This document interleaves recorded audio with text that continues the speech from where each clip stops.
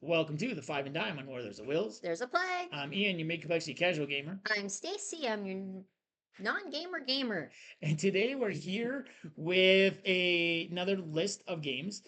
This one's kind of a special one for us, though.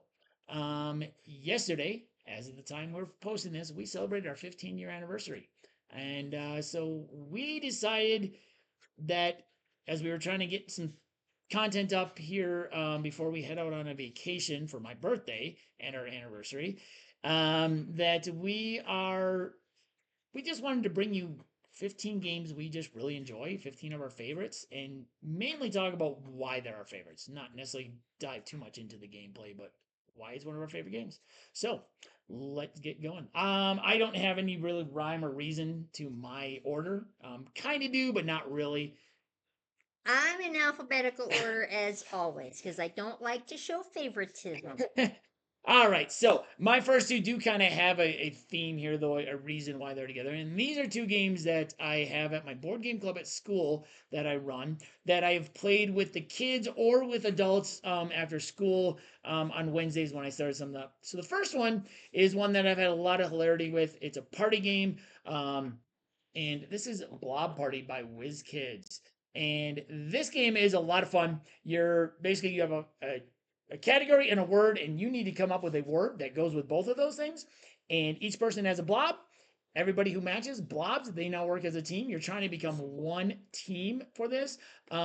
So this one, we've had just a lot of hilarity with the adults and even the kids, but really with the adults after school playing this one and just seeing what people are coming up with. And we're like, why? Where did you come up with that? When you're doing these, like, what are you thinking?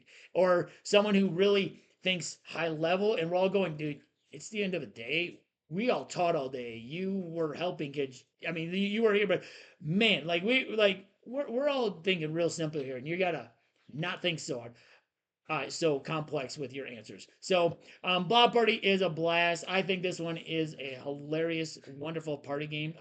We're kind of trying to come up with a two-player variant of it that would actually still be pretty fun. So, hopefully, you'll see that soon on the channel. And then the next one is one that was donated to my board game club when I reached out to publishers when I was starting my board game club. And it was our introduction. This was one of our introduction games into this company, and this company has quickly become one of our favorites as well. And Stacy and I played this one at 2 players, which has a variant, a very good variant, I would say. And this one is about set collecting and but also stealing from others because you need to cover your assets. And this is from Grandpa Beck's games. So in Cover Your Assets, you're trying to collect sets and lay down pairs of the same asset, but you can steal from people. There's some wilds. The reason I chose this one is because this one had one of my funnest moments at Board Game Club, and this was last year. And it was the first time I taught the game. So the first round, everybody's still kind of learning the game. There's a certain number of everything. You're learning the game. The second time around, they know what they're doing, and they're coming up with some good strategies. They're stealing from each other. They're hiding their wilds. They're doing all sorts of stuff. And it came down to the end of the round. And the end of the round, I I knew that there was a huge pile of a very low value card with a bunch of wilds in there that were a lot higher value. And I had one and I was holding it back because I'm like, I'm going to hold this back. This has got to be the last one. And I went and I stole it from who had it. And it was, I mean, it was a stack like this thing. It was the lowest value. It was like 5,000, but there was a lot of wilds in there that were 25 or 50,000. And I'm like, there's no way. And we got all the way around to the last person who was sitting right next to me. And she had the last one of that card. And I just went, well played. So, because she had gone before me and done a move, and I'm like, there's no way she's got, because she was the only one at the table that had 2 cards left. And yeah, it was just a great moment. In fact, I think 3 of the kids that were at the table we played with the full 6. I think 3 of the kids that were at the table for sure are in my homeroom next year. So I'm really excited That'll be a to. lot of fun. I'm really excited, but I'm really excited to play that one some more next year because they played it quite a bit after that, and we're teaching it to other kids because it's a really easy teach. So that is Cover Your Assets by Grandpa Nice. Beck's Games. Very good. And speaking of Grandpa Beck's games, in my alphabetical order of games that I like and would recommend is 3-2-1 Countdown. In 3-2-1 Countdown, it is a card shedding game. And so you are trying to get the score of 5 or lower to finish the game. You are trying to get rid of all of your cards with the same number. So if you've got 4 fives, you lay those 4 fives down and pick up one card. The first person that gets 5 points or lower wins the game. And it's pretty much that simple. The reason that I like this game is I don't have a card shedding game like this one. There's card shedding games that are a lot more difficult, I would say. Or people For don't know me, that, like anyway. Uno. Yeah, Uno's card shed, but it's people yeah, don't. I it's mean, people have different rules for Uno. yeah. So Um, but I just like this game. It's fun. I try and be tricky with it. So this is one of those games that you can try and be tricky and succeed at it. So 3-2-1 Countdown, easy game to learn, easy to play, easy to get to the table. It's literally just cards. So with space theme, so you can't go wrong with that. that is their newest game. Oh, well, All look right. at me go. Yeah. My next two games, I guess I'm going to call this kind of the family section, I guess. Well, I don't know. I'm just trying to come up with something. And this one is one that Stacey has talked about quite a bit on the board game channel. No. I've talked about it a little bit here and there. This was one of our earlier tile laying games. And the reason this one is one of my favorites is because this isn't one that we found out about on our own once we, and this was a little earlier in our board gaming hobby. This is one that my brother taught my parents taught us when we were back visiting them, and we bought it before we, like, I ordered it up before we left Wisconsin. And this is Quirkle. Quirkle is a tile laying game where you have shapes and colors. You're trying to put them in rows of the same shape or the same color, scoring points based on how many you have. If you fill in a row of 6, it's a Quirkle, you get bonus points. But like I said, the part about this I really like is that this is a game that my whole family can play when if we're together. Maybe we'll try and get a game when we're back in Wisconsin if we have a little bit of time with this. And so this one, that's why this one kind of moves up on my list. And I really enjoy Quirkle, so that is the next one on my list. Remember the first time I played Quirkle? I was like, "Oh, is this a Quirkle if I lay this down right The here?" first time, I think And you it do was that a every. double Quirkle, Yeah, and I yeah, was so yeah. proud of myself. And I played stupid, and I did really well that game. The next one, we got kind of a couple games here. I think I have one too many, so I'm gonna not leave. Oh, So we're gonna see. we Well, can I let you wasn't sure. slide one in. So this one, I think this one kind of falls in the same line of the family sort of thing. And this one is not only family, but it's the one that brought us into the modern hobby. I know this When game. when we visit Stacy's parents, there's this cute little shop that has games and candy and toys and like Ice cream. ice cream and puzzles and like some little kids' clothes, I think, and just 80s all sorts of candy. stuff. Yeah, yeah, your old school candy. And we go there every time. 99% of the time, we don't buy anything. We go in there, we look at the games. We weren't really in gaming, Mm-mm. board gaming at all, but we always look at the games. And this one kind of, I'm like, well, this one looks kind of interesting. I went back to, when we went back to our parents' house, I don't even know, I don't even, because we weren't really in, maybe we had one or two games, so I knew there was some stuff on YouTube. But this is the one that was the first big hit for us. And this is Ticket to Ride. So we went back to our parents' house. I watched the video. I showed Stacey. I'm like, I think this is one that you'd be interested in. And we went and bought it. We played it with her mom and dad. Then we played it with her mom. And then the coolest thing was, after we left, her mom went and bought it so she could play with her friends. So that kind of goes into the whole family thing. And now, while I think we both kind of prefer the city, some of the city versions, and a couple of the expansions that play a little quicker at this point, Mm-hmm.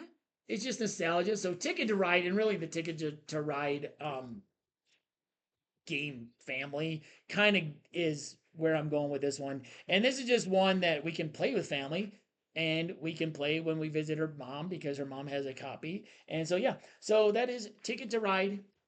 Yeah, And, by Days of Wonder, and Corkle is by Mindware. and I like Ticket to Ride because you can get the specialty pink trains Yes, that support breast cancer. yes, So yes. I bought, well, Ian bought that for me, so I use with my pink set Yep, every yep, time. yep. So my next game is also family, if you think about it. And I talked about this a video or two ago about how my brother, this is his occupation, and so therefore that automatically makes me a professional at this game. So that is Bomb Busters. My brother is Bomb Squad in the army, and so I'm really good at this game. What? So you are trying to cut wires and try and not detonate and kill yourself. So I like this game because it makes you think. It makes you pick what colors the other person has and match up with what you have. And it is a thinker, and I like thinker games, but not too hard of thinker games. And this one's just right up my alley. And there's several different levels that you can work on. Yeah. So when I play this, I think of my brother, and I also like to just think. And I like the artwork as well. So Bomb Busters, I don't know, Pegasus Spiel, Yep. Another newer one. Another newer new game one. that we Nice, recently learned. nice. So, And we just did a playthrough of this mhm, as the time of this video posting, yep. so you So can make see sure that you on our check out our channel. playthrough. We had a lot of fun doing that as well. All right, the next two um, are two that I'm going to call Stacey surprises. And the first one is a game, another one from Grandpa Beck's. And I grew up, well, maybe not grew up, but in high school I learned euchre, and I started playing euchre a lot. So trick taking, really fun mechanism. In the early 2000s, I was when Yahoo Games was a huge thing. Like I was one of the administrators on a euchre page, and we used to run tournaments with like different rules and stuff. And so this game is Skull King. Skull King is a trick taking game. You are just trying to win the trick by getting the highest value or the highest, you know, whatever it is, the highest value card or the highest value type of card. The unique thing about this that I really like is the bidding mechanism and how the game ramps up from having one card in the first round to 10 cards in the 10th round, and you have to bid how many tricks you think you're going to win. So most trick taking games, you're trying to win tricks. This trick taking game, you're trying to win tricks, but only enough tricks for the number of bid that you bid for. So, yeah, so Skull King is a lot of fun. It's fun with two people. I've taught variants to the students at school. I haven't gotten into the full part, but I have taught them what a trick taking game is. I think we'll probably take this home and hopefully we'll have a little time. I've wanted to teach this to my parents for a couple years now, and we just have not had time. So hopefully we can get them to sit down and play this. I think they would actually enjoy this. That Yeah. is Skull King, another one by Grandpa Bex. I like that one, and I cannot play euchre. I don't understand euchre. So Skull King, if it has a picture and it says the pirate is higher than the whatever, I can play that. I can comprehend that. But yes. The next one is one that I had played exclusively solo for quite some time, and then introduced it to Stacy, and then we got the expansion, and Stacy really loved it, and actually I enjoyed playing it more two player. I'll still get it out solo once in a while, but I enjoyed playing it two player because of the communication and being able to kind of work together. And this is Beacon Patrol. So Beacon Patrol is a really fun tile laying game where you are a certain type of boat and you are moving through the ocean. When you lay a tile down, you have to be able to move onto it, or you can't lay the tile down. You do have some little propellers which will allow you to move without putting a tile down. And then the expansion that comes with it has asymmetric boat powers, which I really like. That addition really ramped this game up because now you've got different boats that can do different things. So you can be working in different areas, and there's different tiles that give you some different bonuses. So the couple things I really like about this one is just that it was a game that I really, really loved, and I introduced it to Stacey, and she really enjoyed it as well. So it was one that we could play together, and I just thought the two-player version of it was really, really well done, or really good to play. And then the expansion for this, Ships and Shores, with the asymmetric boat powers, really adds a lot to this game. So that is Beacon Patrol. Oh, is it my turn? That Or did is you? no, that is Okay. that is two. I'm not used to not having a slide to tell me when Yeah, it's my yeah, turn. yeah, yeah. My next one, I love this game not only because the artwork is really cool on the box. I love the box. And so that I'm one of those people that if I like the box, more than likely I'm gonna really enjoy the game for some reason. But there's been a couple where it didn't work out. But I really love the box. I love the uniqueness of the game. And I'll show you why. So I'm talking about Dive, and Dive is a I don't even know how what it would be called. You have a deck of clear cards that each have a unique picture on it that's underwater. So it's going to be colors, well, not colors, it's animals. So you've got your manta ray, your sharks, your starfish, And um other and sea other like life that might be yes, under there. and they're all stacked together on these clear plastic cards. And you are looking down through all of the cards and you're trying to tell how far down the manta ray is or the shark is, and you're betting on it and you're putting your bets on these bubbles. And you are trying to say, well, I'm going to say that that is 3 cards down. Well, I'm saying that is 4 cards down. Well, depending on who's right or who's wrong or who's closer on how many points you get, some of the cards, I don't know if you can see that, have holes in them. So it kind of freaks you out and kind of lies to you about how far down something might be. This is a unique game, and there's a couple different ways that you can play it. We haven't tried it yet, but I want to. This is my next goal, is to turn out the lights, put the light underneath, and make it look like it's glowing from the bottom, and see if that helps or hinders how bad I am at this game. Um, like I said, the box work is, I just absolutely, this is probably my favorite box of any game that we own. It's one of the I most just beautiful ones. Yeah. absolutely love it with the light shining down and the lady diving and the you can see some people up here swimming, and as you go deeper down it gets darker.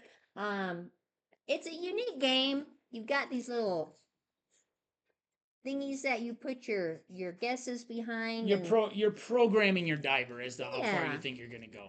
But I really enjoy this game. It's another one that you don't really have to be good at it. You just guess.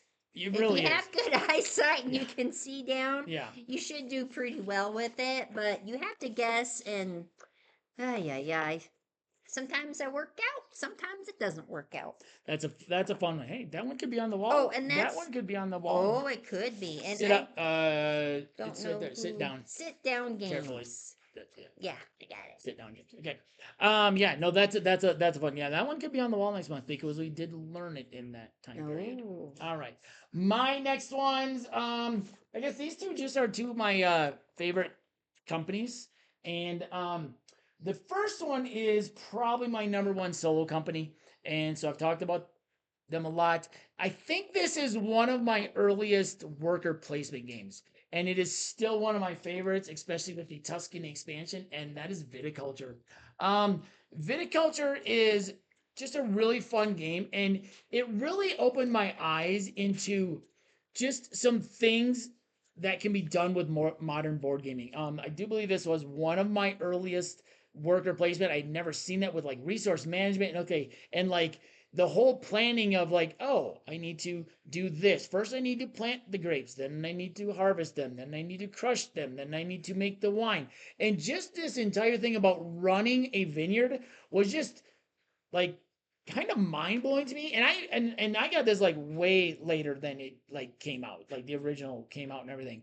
Um, but just like this whole idea of, oh, I'm going to be placing workers around the board, I'm going to be getting resources, I'm going to be doing different things at different spaces. It wasn't something that I was familiar with. And like I said, this was probably one of my earliest ones, if not my earliest worker placement games that did something like that and trying to fulfill orders. And it's just something that was really cool to me. I'm like, oh, this is what modern board gaming is. Like this is something that and this sort of mechanism has become one of my favorites. So yeah, viticulture's on here because of the mechanism and the and that just everything about it. So yeah, viticulture. And my next one is another one that introduced a couple of mechanisms to us that I think were very unique to us as well. Mm. Another one from our one of our favorite companies. This is probably my favorite game from them, and this is trekking through history. So in trekking through history, you are doing just that. You are trying to trek through history by getting cards and putting them in order as you are going 12 hours over 3 days. Two things in this one that really were interesting to me. The mechanic with the kind of conveyor belt where when you take a card, everything slides down. So now the extra bonus you get on a card you may have been looking for is different. Or maybe you can plan things together and the whole like, okay, well, if I take that card, I'm only going to move a certain amount of space. It's still my turn because the other thing that I really like about this is the timer clock mechanism where if you are further behind, which I think the first game that we saw with that was Patchwork.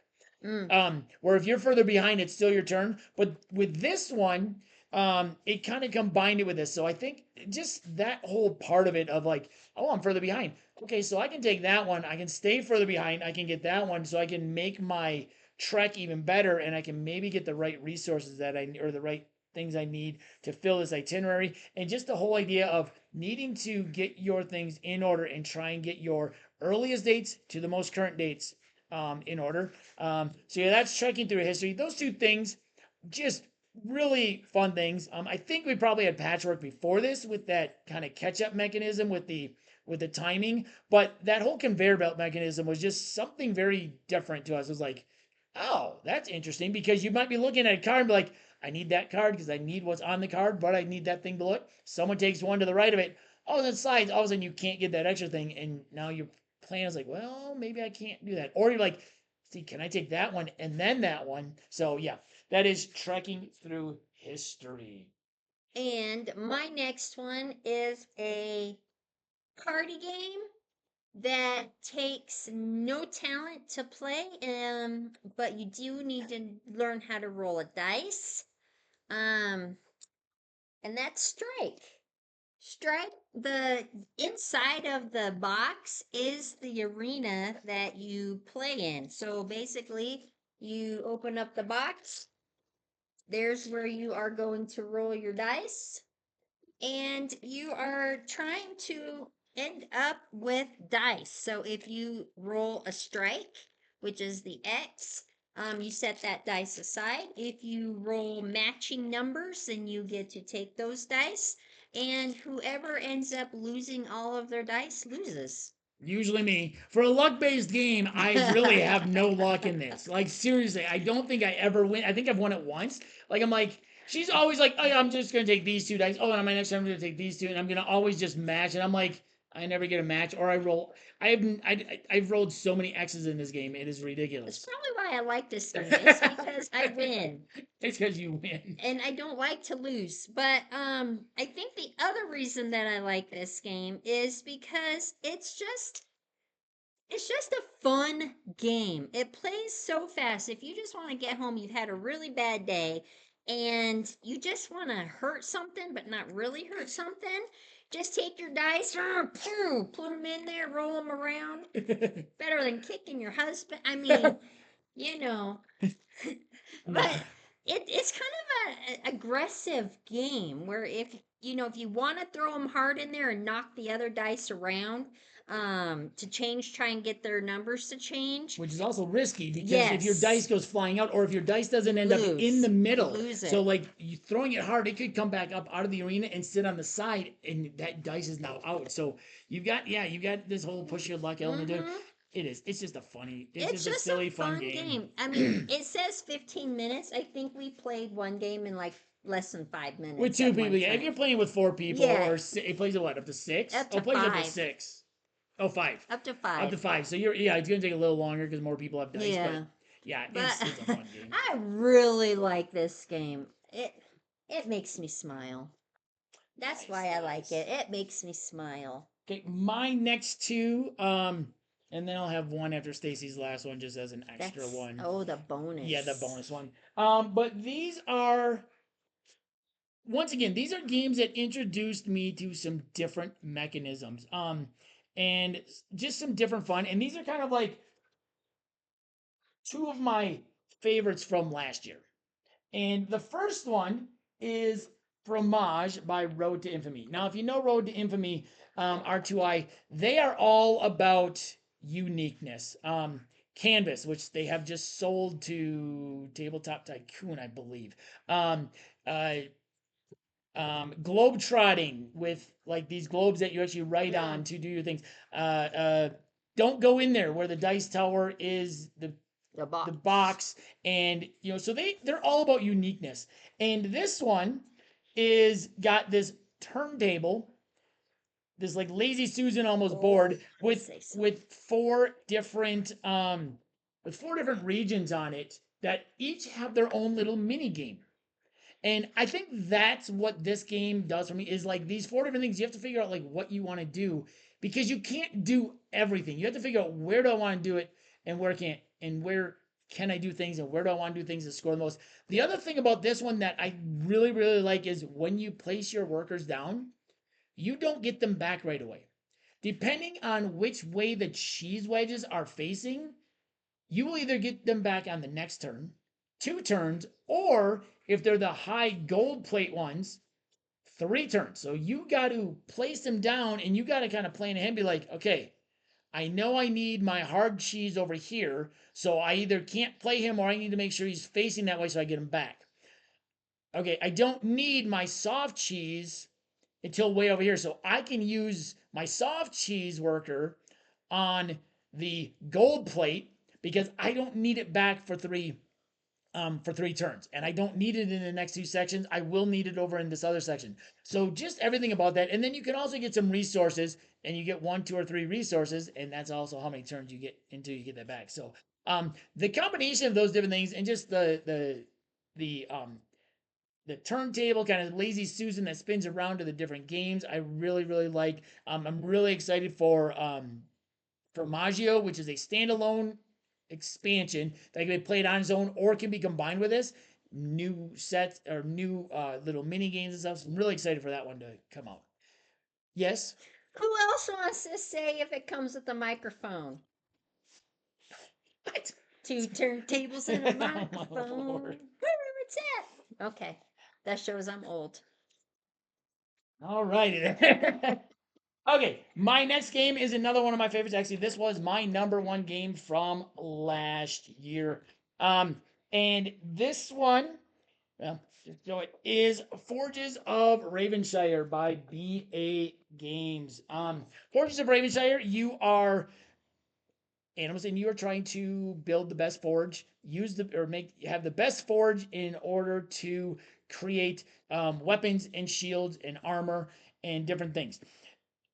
And I really love that part of the game and building up your engine, which is in several games. The thing that in this game that I really liked, which was unique to me at the time, I know this is not the only game that does it. It wasn't even the first game that does it.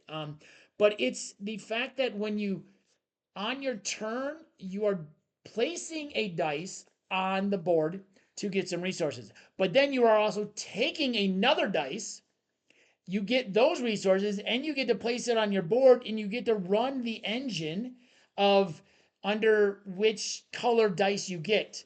And then in the second phase of the game, you are then using those dice for a third time that you've collected to kind of make the things that you need in order to actually run your forge and build and make the weapons, the shields, and the armor. So that whole idea of, okay, I'm placing a dice, taking a dice, but I'm doing a lot of things with those, and I'm getting a lot of things with those. I'm getting resources twice. I'm running an engine once. Then I'm using the dice to do some things for my forge. Just before this, most of the dice worker placement or worker placement games that I had played were like, you place a worker, you get some resources, you get your workers back at the end of the round or the month or the year, whatever it is. So the fact that this was just kind of a, okay, I do this, but then I get another worker technically back, and then I get to use that worker again, and I'm getting stuff when I place and when I take, and then I'm get to use it here and here, and then I just started all over, but I'm starting with dice already. And the dice go in different places based on their color. And so just everything about that was just really interesting to me, and probably one of the reasons it shot up into my number one game from last year. And I really need to get this at the table again because I've not played this for a while and I really enjoy this game. So that is Forges of Ravenshire by BA Games. Right. Is it my turn? It is. Okay, my last game that I have is probably one of my favorite all time games. And I think the reason that I like it so much is purely for nostalgia.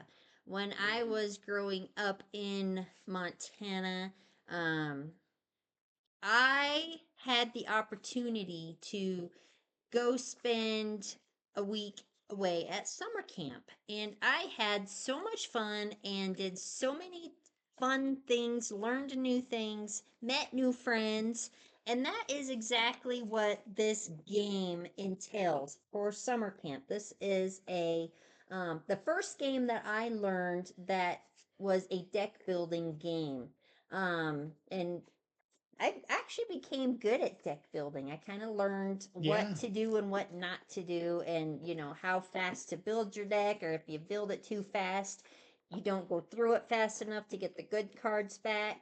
Um, but summer camp, it's got different decks. It's got like 8 or 9 different decks. Seven.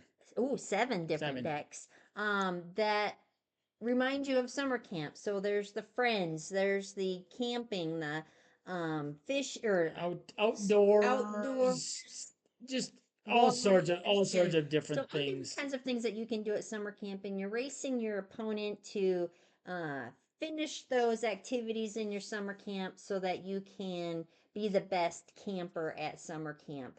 I really enjoy this game.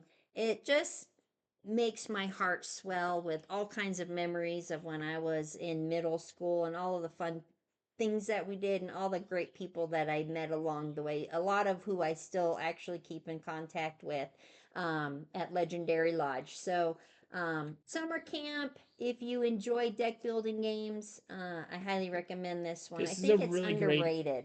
It's a great introductory game. The funny thing is I've seen a lot of people recently on some Facebook pages that have posted about this being on their shelf of opportunity. And a lot of people have actually said summer camp is a great introductory. Like I've seen so many people like talking about summer camp lately and like how they really like it. And it's a great introductory or just a great overall deck building game. So yeah, I really enjoy it as well. It's so much fun. It is a really really good game. It makes me want to sit underneath my blanket with my flashlight and tell ghost stories. All right, so that is Stacy's last one. Now my bonus one. The reason it's not in my first 15 is because this game is brand new. As in, I don't believe all Kickstarter backers actually even have this yet, or they may be Oh. very, very close, which means this game is not even in retail yet. So I didn't feel like putting it in the 10, but this game is quickly, quickly jumping up my solo gaming list, and I'm hoping I can get Stacy to play it at some time. Um, and this game is the latest from City of Games, and this is Emberleaf. Oh dear. Um, Emberleaf, this may surpass Islecast as my favorite City of Games game. That is how good this game is. The quality of everything is great. The thing that makes this one unique and why I am really loving this, I played it many times. I had a solo playthrough last week on the channel. I did an initial impressions and an unboxing of it. I did get the deluxe version with all the fancy bells and whistles and stuff, because I do like their games. The interesting thing with this one is the card dancing mechanism, which is something that I've never seen before. And what this is each one of the cards you play onto your player board has two different abilities. They may come in five or six different things. It may be in one played. So when you play it, you may have an ability.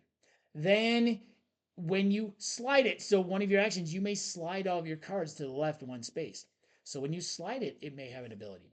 There may be an ongoing ability that allows it to do some different things. I don't remember what the other two are off the top of my head. Um, but yeah, but there's like five. Oh, there's one. So when your cards get to the end of the mat, to the left side of the mat, they fall off. So there's a fall off trigger that allows them to do different things. It's just this really interesting puzzle as okay, when do I want to play a card? Where do I want to play them on the mat? Because the mat also has some different things. You're trying to get some resources. You're trying to build some buildings on your mat as well as buildings that are just available. Yeah, this game is quickly moving up my list. I've been slowly ranking my top 50 on Pub Meeple solo games, and I think I'm gonna have to like figure out where this one slots in because this one is going to be in my top 50. It may be in my top 20. It may be in my top 10. It is quickly, like I said, it is that quickly moving up my solo games list. It may be newness, which I know happens, but just that whole mechanism is really, really cool. And this is a really great game. That's why I just wanted to add it in because it's not out yet in retail. So it feels a little weird putting that into like the 10. So this is a new game. So be on the lookout for it if you did not back it. That is Emberleaf by City of Games. And the artwork is adorable. It is. It is. So I just want to throw City, that in City there. of Games does a good job with their artwork every time. So yeah, there you have it, guys. There's just 15 of our favorite games. Some that we've talked about, some that we have not talked about for quite some time. Some newer ones, some older ones, some that are nostalgia related, and just reasons why they really work for us or why we really like them. Coming up on the channel, we are going to be gone next week on vacation for my birthday. It's the big five. It's the big 50. I am turning 50 next week. So we are going to have some content up though. We will have we'll have some sort of review on Monday. Probably another solo review, a quick review of a game, unless we can get one up. And we will have a let's see, we might have a playthrough next week. We will have the new wall because we will be gone on July 1st. So the new wall will be going up. And we will have a five and dime next week, which we are going to look back at our gaming resolutions we did kind of as a silly joke at the beginning of the year and we have not thought about since. And we're not even going to look at them until we film that video. And we're just going to, oh yeah, we were going to do that. Have we done that? Maybe not. Probably not. Probably not. But so we're going to do that one because it'll be an easy one for us to film before we head out on vacation. And we'll probably have, we'll try and get a playthrough up. We'll see. We will have one. Yeah, I don't know. I don't know if we're going to have time before we leave. But yeah, so we will have a few things next week while we are gone on vacation. And so, yeah. Let us know if you've played any of these games, what you think about them. Leave a comment down below. Please like and subscribe if you don't already. And yeah, that's it. Once again, this has been Where There's a Wills. There's a play. I'm Ian. I'm Stacey. And we'll see you next time. At the table.